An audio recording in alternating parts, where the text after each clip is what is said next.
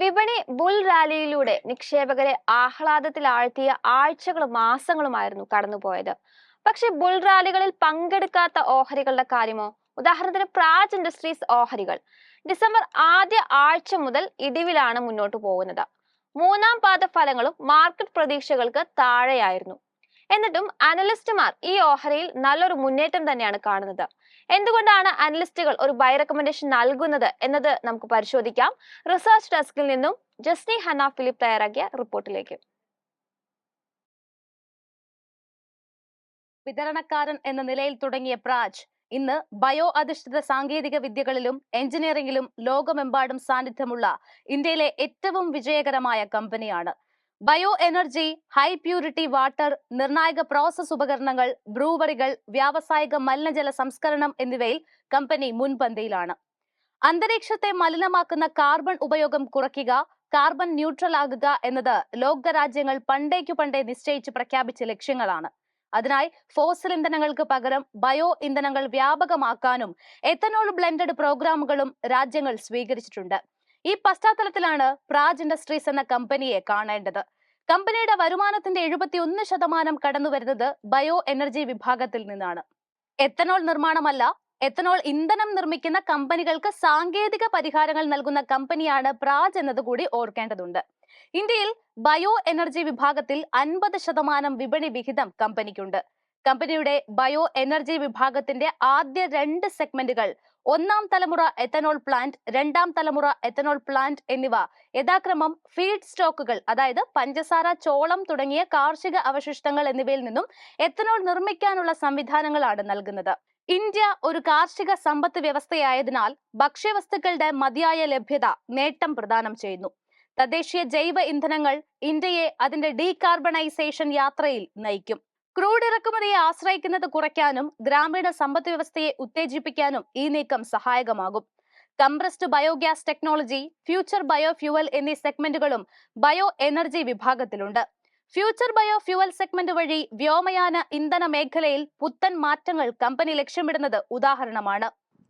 Journey for us with Praj, they have been very good technology partners with us. ലോകത്തിലെ മൊത്തം ഹരിതഗൃഹ വാതകങ്ങളുടെയും 2 മുതൽ 3% പുറത്തുവിടുന്നത് വ്യോമയാന മേഖലയാണ്.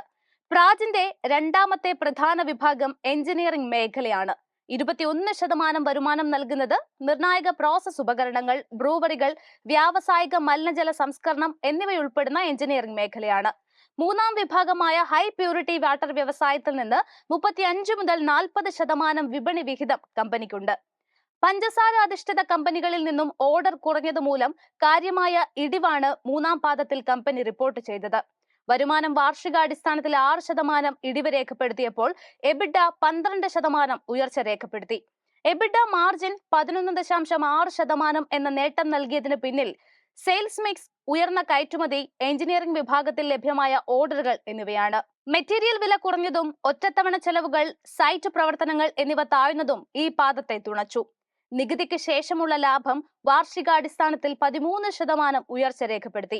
എന്നിരുന്നാലും വിപണി പ്രതീക്ഷകൾക്ക് ഒത്ത ലാഭം ഉയർന്നില്ല. നടപ്പ് സാമ്പത്തിക വർഷത്തിന്റെ ഇതുവരെയുള്ള കാലയളവിൽ വരുമാനം കുറഞ്ഞതിന് ഫുഡ് കോർപ്പറേഷൻ ഓഫ് ഇന്ത്യ അരിക്ക് മേലെ ഉപരോധം ഏർപ്പെടുത്തിയതും എത്തനോൾ നിർമ്മാണത്തിന് പഞ്ചസാര നീക്കിവെക്കുന്നതിന് മേൽ കേന്ദ്ര ഗവൺമെന്റ് നിയന്ത്രണങ്ങൾ ഏർപ്പെടുത്തിയതും കാരണങ്ങളായി കണക്കാക്കാം. മൂന്നാം പാദത്തിൽ 6.4 ബില്യൺ രൂപയാണ് ക്യാഷ് ബാലൻസ് ആയി കാണിച്ചിരിക്കുന്നത്. 2025 സാമ്പത്തിക വർഷത്തിലേക്ക് 30 മുതൽ 40 കോടി രൂപയുടെ മൂലധന ചെലവാണ് പദ്ധതിയിട്ടിരിക്കുന്നത്. Compressed gas business CBG blending obligation അനുസരിച്ച് 2025-26 സാമ്പത്തിക വർഷം മുതൽ CNG PNG ഇന്ധനങ്ങളിൽ CBG ബ്ലെൻഡ് ചെയ്യണമെന്ന് നിർദ്ദേശിക്കുന്നു. 2029 അവസാനത്തോടെ 1% മുതൽ 5% വരെയായി ഉയർത്തുമെന്ന് പ്രതീക്ഷിക്കുന്നുണ്ട്. CBG ഫെസിലിറ്റികൾക്കായി ഏകദേശം 37,000 കോടി രൂപയുടെ ഇൻവെസ്റ്റ്മെന്റ് 2028-29 സാമ്പത്തിക വർഷത്തോടെ ലഭ്യമാകുമെന്നാണ് വിലയിരുത്തൽ. പ്രാജ് ഇതിനോടകം 4 കോൺട്രാക്റ്റുകൾ നേടിക്കഴിഞ്ഞിട്ടുണ്ട്. ഇതുവരെ ലഭ്യമായ അനുബന്ധ അന്വേഷണങ്ങൾ അനുസരിച്ച കൂടുതൽ പോസിറ്റീവ് ഡെവലപ്മെന്റുകൾ കമ്പനി പ്രതീക്ഷിക്കുന്നുണ്ട്. ധനമന്ത്രി തന്റെ ഇടക്കാല ബജറ്റിൽ ഊർജ്ജ മിശ്രിതത്തിൽ ക്യാപ്റ്റീവ് വിഭവങ്ങൾ പ്രയോജനപ്പെടുത്തുന്നതിൽ ശ്രദ്ധ കേന്ദ്രീകരിക്കുന്നു.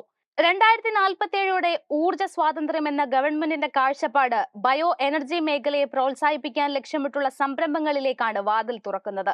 അതിലൊന്നാണ് നിർബന്ധിത CBG മിശ്രിതം. ബയോഡീഗ്രേഡബിൾ പോളിമറുകൾ, ബയോ പ്ലാസ്റ്റിക് തുടങ്ങിയ പരിസ്ഥിതി സൗഹാർദ്ദ ബദലുകൾ നൽകുന്ന പദ്ധതിയും ബജറ്റ് പ്രഖ്യാപിച്ചു. ബയോ പ്ലാസ്റ്റിക്കും ബയോ പോളിമറുകൾക്കുമായി പ്രാജിന്റെ പൈലറ്റ് പ്ലാന്റിന്റെ ഇൻസ്റ്റലേഷൻ പൂർത്തിയാവുകയാണ്. 2024 ഏപ്രിലിൽ ഡെമോ പ്ലാന്റ് പ്രവർത്തനം ആരംഭിക്കുമെന്നും കമ്പനി പ്രതീക്ഷിക്കുന്നുണ്ട്. പഞ്ചസാരയിൽ നിന്ന് എത്തനോൾ നിർമ്മിക്കുന്നതുമായി ബന്ധപ്പെട്ട നിയന്ത്രണങ്ങൾ സർക്കാർ ഏർപ്പെടുത്തിയതോടെ എത്തനോൾ പ്ലാന്റുകൾക്കുള്ള യാതൊരു ഓർഡറും ഈ കാലയളവിൽ ലഭ്യമായിരുന്നില്ല. എന്നാൽ സി ഹെവി മൊളാസസ്, ചോളം എന്നീ ഫീഡ് സ്റ്റോക്ക് ബദലുകൾ സർക്കാർ മുന്നോട്ട് വയ്ക്കുന്നുണ്ട്.